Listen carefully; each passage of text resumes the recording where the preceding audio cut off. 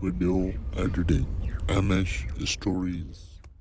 एक वक्त का किस्सा है। एक गांव में बिट्टू नाम का एक लड़का अपनी जमीन पर खेती बाड़ी किया करता था, जबकि दूसरी तरफ बिट्टू के घर पर उसकी बीवी छम्मो और छोटा भाई चिट्टू होता है। तभी वहां पर मीठा ठाकुर अपने मुलाजिम के साथ आता है। ठाकुर साहब क्या हुआ?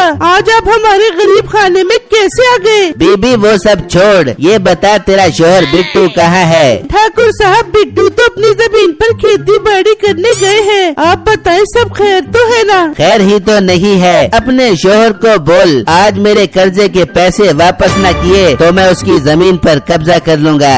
ये कहकर मीठा ठाकुर वहाँ से चला जाता है। इस तरह शाम हो जाती है और बिट्टू घर आ जाता है। क्या हुआ बेगम और चिट्टू, आप लोग मुझे परेशान लग रहे हो? बिट्टू जी, मीठा ठाकुर घर आया था और धमकी देकर गया है कि अगर उसके पैसे वापस न किए तो वो हमारी जमीन पर कब्जा कर लेगा। भाई मीठा ठाकुर बहुत गुस्से में लग रहा था। चिट्टू और बेगम आप लोग परेशान मत हो, मैं कल ही मीठे ठाकुर के पास जाता हूँ। फिर सुबह हो जाती है और बिट्टू घर से निकलता है, जबकि दूसरी तरफ मीठा अपनी बीवी नसीबो कैंची के साथ बैठा होता है। बेगम देख, वो मोटा बिट्टू अपने कर्जे के पैसे नहीं दे पाएगा और हम उसकी जमीन पर कब्जा कर लेंगे। हाँ मीठे, तू ठीक बोल रहे, पर उस जमीन पे मेरे लिए स्विमिंग पूल बना पियो, मैं उसमें मुंह के बल डुबकी लगा के ठंडे पानी के मजे ले लूंगी। वो बातें कर रहे होते हैं, तभी बिट्टू वहाँ पहुँच जाता है। ठाकुर साहब, मेरी बेगम बता रही थी कि आप मेरे घर आए थे।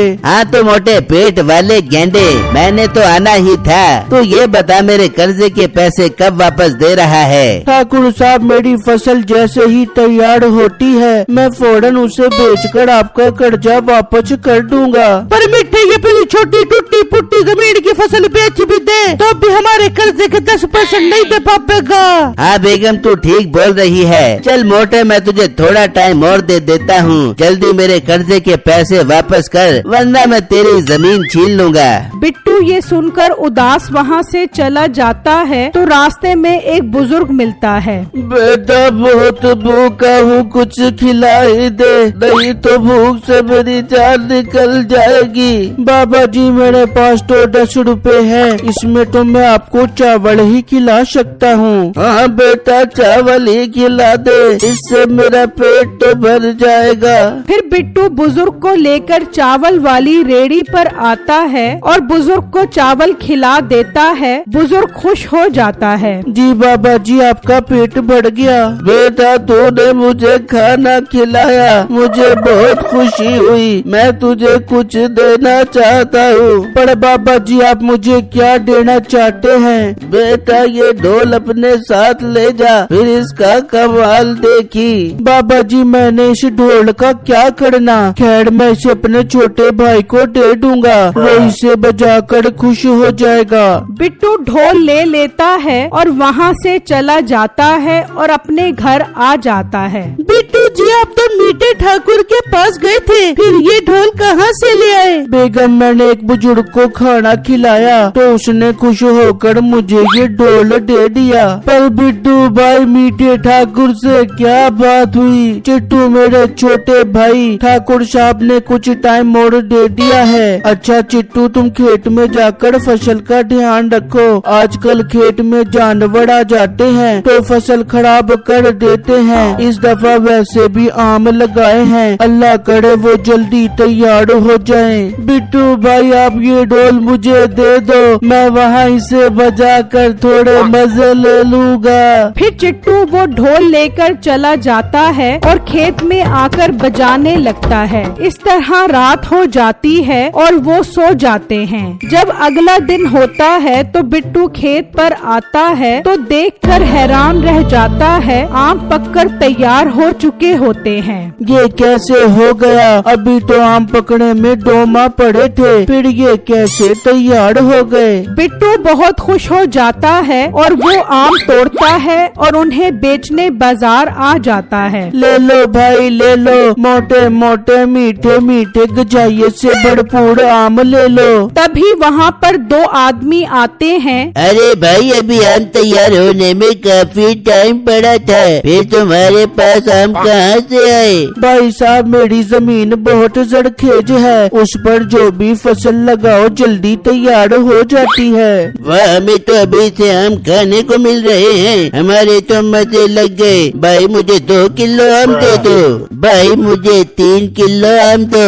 जी जी भाई मैं अभी देता हूँ। इस तरह बिट्टू के सारे आम बिक जाते हैं और वो खुशी खुशी गोश्त की दुकान पर आता है। भाई मुझे 2 किलो गोल बोटी का गोश्त दे दो। फिर बिट्टू उससे गोश्त लेता है और घर आ जाता है। बेगम आज तो मजा आ गया, सारे आम बिक गए। ये देखो मैं मटन गोश्त लाया हूँ। वाह बिट्टू भाई बहुत दिन से गोश्त खाने का दिल कर रहा था, आज मैं जी भर के खाऊंगा।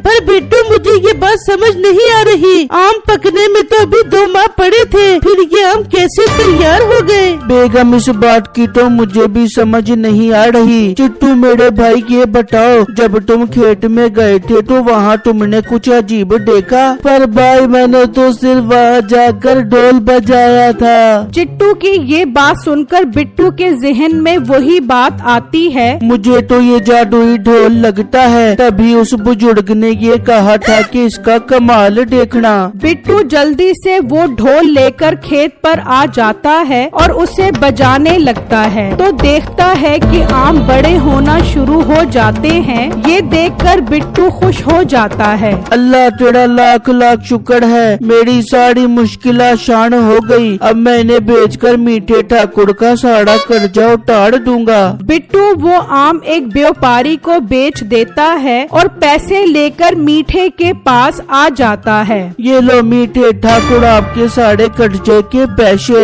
अब मोटे तेरे पास ये इतने सारे पैसे कहाँ से आए? ठाकुर साहब मेरी फसल बहुत अच्छी तैयार हो गई है, जिसे बेचकर मैं ये पैसे लेकर आ गया हूँ। बिट्टू मीठे को पैसे देता है और वहाँ से चला जाता है। मीठे ये क्या, इस मोटे के पास इतने पैसे कहाँ से आ गए? अब हमारे खेत पर कब्जा करने का ख्वाब तो चकनाचूर हो गया। बेगम मुझे दाल में कुछ काला लग रहा है, मैं जाता हूँ और पता लगाता हूँ कि आखिर माजरा क्या है। मीठा गुस्से में अपने मुलाजिम को लेकर निकलता है और खेत पर आ जाता है। ये क्या ठाकुर साहब, मैंने आपके कर्जे के पैसे तो दे दिए, फिर आप यहाँ क्यों आए हैं? मोटे बड़ा तू सियाना बन रहा है, कर्जा तो वापस कर दिया, उसके ऊपर का सूद कौन देगा? ठाकुर साहब सूद हराम है, मैंने आपका कर्जा वापस कर दिया है। खुदारा अब आप मुझे सुकून से जिंदगी गुजारने दो। मेरे पुत्र अब सुकून तुझे मरने के बाद ही मिलेगा। मुलाजमो इसे मार दो और इसके खेत पे कब्जा कर लो। तभी वहाँ से सर्कस वाले गुजर रहे होते हैं। ठाकुर साहब मरने से पहले मेरा ढोल बजाने का शौक तो पूरा करवा दो। ठीक है मोटे, कर ले अपना आखिरी शौक पूरा।